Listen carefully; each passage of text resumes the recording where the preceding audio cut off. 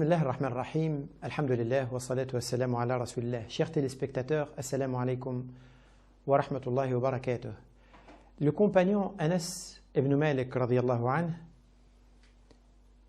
c'était un jeune compagnon dont la maman a ramené au prophète sallallahu alayhi wa sallam pour qu'il lui tienne compagnie et qu'il apprenne de lui. Il disait, un jour on était autour du prophète sallallahu alayhi wa sallam lorsque on l'a vu d'un coup sourire ou faire, pas un éclat de rire, mais sourire. Et là, Omar radiyallahu anhu, le compagnon Omar, lui dit, qu'est-ce qui te fait sourire, Ya Rasulallah, au prophète? Le prophète sallallahu alayhi wa sallam lui dit, deux hommes de ma communauté qui se sont assis devant Allah subhanahu wa ta'ala. La scène qu'il va décrire, c'est une scène qui va se produire plus tard, le jour du jugement, mais que Allah subhanahu wa ta'ala lui a fait vivre en quelque sorte pour la transmettre. Il lui dit deux personnes donc, qui se mettent assis devant Dieu, et l'un d'eux, s'adressant à Allah subhanahu wa ta'ala, lui dit, Seigneur, rends-moi justice. Mon frère a commis une injustice à mon encontre. Et donc là, Allah subhanahu wa ta'ala répond en lui disant comment tu peux cette injustice peut être réparée alors que ton frère n'a plus de bonnes actions sur son compte. Et là, la première personne donc dit à Dieu donc qu'il prenne une partie de mes péchés. Et là, le prophète sallallahu alayhi wa sallam, ses yeux fondent en larmes. Il dit, ce jour-là va être un jour c'est un jour d'une grande épreuve. Les gens chercheront par quels moyens ils se débarrasseront de ce qu'ils peuvent, de leurs péchés. Donc, Allah subhanahu wa ta'ala répond au demandeur en lui disant, lève ta tête et regarde lève tes yeux et regarde au-dessus de ta tête. Il lève les yeux, il voit des palais en or, avec décorés de toutes sortes de pierres précieuses. Il s'adresse à Dieu en lui disant, c'est pour quel prophète ces palais-là, ou pour quel martyr, ou pour quel homme pieux ces palais sont réservés. Et là, Allah subhanahu wa ta'ala lui répond en lui disant que ceux-là, ils sont destinés à celui qui paye le prix. Et là, l'homme répond ou dit à Dieu, mais qui possède le prix de ces palais-là? Allah subhanahu wa ta'ala lui répond en disant, toi, c'est toi qui l'as, c'est toi qui possèdes ce prix. Et là, l'homme lui dit à Allah subhanahu wa ta'ala, comment, de quelle manière je possède le prix? Il lui dit, en pardonnant à ton frère. C'est ça le prix. Et là, l'homme, donc, s'adressant à Allah subhanahu wa ta'ala, il lui dit, je lui pardonne. Sur quoi? Allah subhanahu wa ta'ala, sur ce, Allah subhanahu wa ta'ala lui dit, prends la main de ton frère et entrez tous les deux au paradis. Le prophète sallallahu alayhi wa sallam conclut le hadith en disant et en citant un verset du Coran dans lequel Allah subhanahu wa ta'ala dit, craignez Dieu et réconciliez-vous. Car, donc ça le verset, le prophète sallallahu alayhi wa sallam enchaîne en disant, car Allah subhanahu wa ta'ala lui-même réconcilie, rétablit l'entente entre les musulmans. Dans ce hadith-là, le prophète sallallahu alayhi wa sallam nous décrit l'importance du fait d'essayer de mettre l'entente entre les gens. Parce qu'à travers ce hadith, on voit que c'est Dieu lui-même qui, pour enlever la rancune en quelque sorte qu'il y avait entre ces deux personnes, lui-même, il a intervenu pour les remettre ensemble, pour remettre l'entente entre eux. Pourquoi? Parce que c'est ce qu'il aime. Il aime que les gens s'entendent entre eux, c'est l'amitié, c'est l'affection qui règne entre les gens. Et pour racheter donc la colère de cet homme-là, eh bien Allah subhanahu wa ta'ala lui-même a donné ou a proposé quelque chose à offrir ou à s'épaler pour attendrir et amener l'autre personne à accepter la réconciliation. Dans les sociétés musulmanes, il y avait des pratiques qui étaient tirées de cet esprit de réconciliation.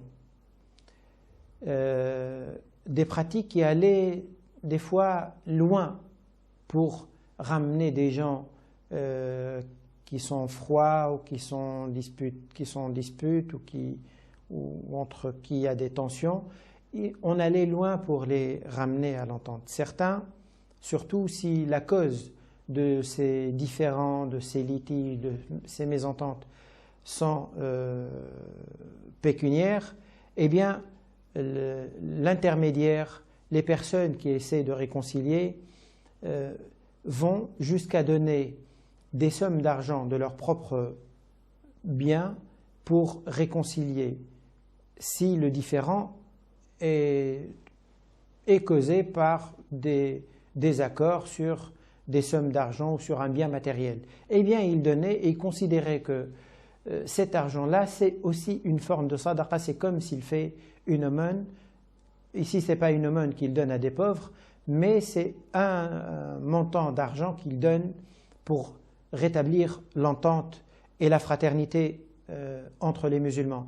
D'ailleurs, dans tous les ouvrages de fiqh, de droit, de jurisprudence musulmane, tous les livres anciens, quand on regarde les tables des matières, juste la table des matières de n'importe quel livre, eh bien, on va trouver dans ces livres de droit un chapitre qui porte sur as-sulh, sur la réconciliation.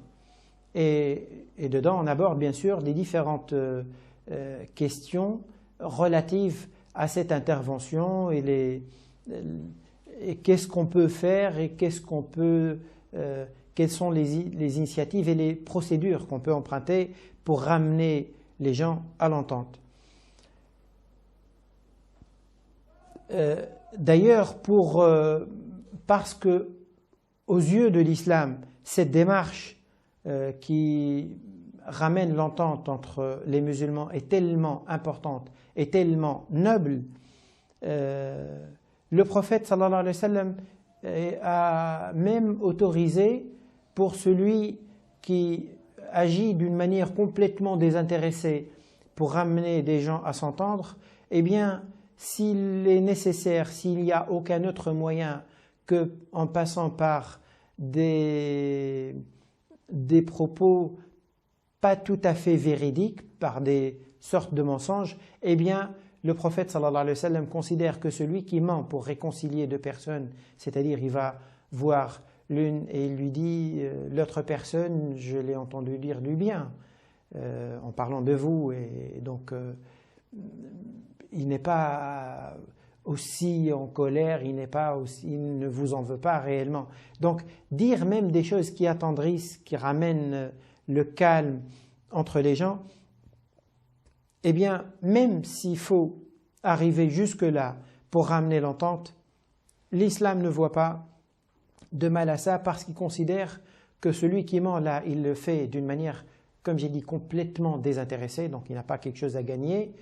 Ce qui est important à gagner ici, c'est de ressouder les liens et réparer les liens de fraternité.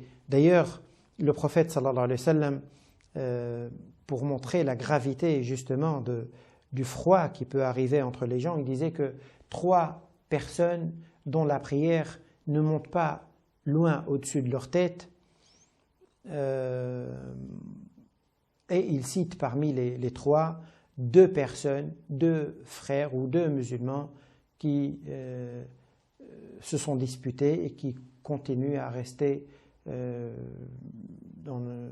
qui se rompent les liens ou qui se coupent, qui arrêtent de parler entre eux ou d'échanger, en tout cas dont les liens sont très affectés par cette dispute. 2 personnes qui se disputent, eh bien, leur prière, Allah subhanahu wa ta'ala ne leur permet pas de s'élever au-dessus de leur tête. C'est une manière de dire qu'ils sont acquittés, bien sûr, de la prière. Il ne leur demandera pas de faire la prière, mais la récompense qui est cherchée derrière la prière, elle est très très minime, parce que la prière, effectivement, elle a entre autres effets à faire dans la vie des gens, c'est de donner aux relations entre les gens une dimension plus douce, plus spirituelle, plus juste, plus équitable, meilleure.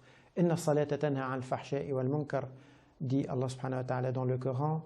La prière empêche et fait éviter toutes les turpitudes, tous les actes blâmables, et celui qui se trouve dans cet état de rancune, ou ceux qui se trouvent dans cet état de rancune, Allah subhanahu wa ta'ala les laisse dans cet état-là, ou leur met, si vous voulez, cette pression par la prière pour dire qu'ils ont tout à gagner, ils ont tous les deux intérêt à se réconcilier entre eux. Donc Allah subhanahu wa ta'ala lui-même va jusque-là pour remettre l'entente entre les musulmans, c'est dire que c'est important que on prenne la question des relations entre les gens d'une manière sérieuse. Dans les pays musulmans, dans les sociétés musulmanes, les mosquées, certaines mosquées, prenaient des initiatives et formaient des sortes de commissions de réconciliation, de rétablissement de l'entente entre les gens. Ce sont des groupes de personnes sages, connues dans le quartier ou dans la ville, dans la mosquée, respectées, et dont le rôle est d'habitude d'intervenir lorsqu'il y a besoin, lorsqu'il y a un différend entre 2 voisins, entre 2 associés, dans un couple, entre des gens d'une même famille, entre une personne et ses enfants ou ses parents.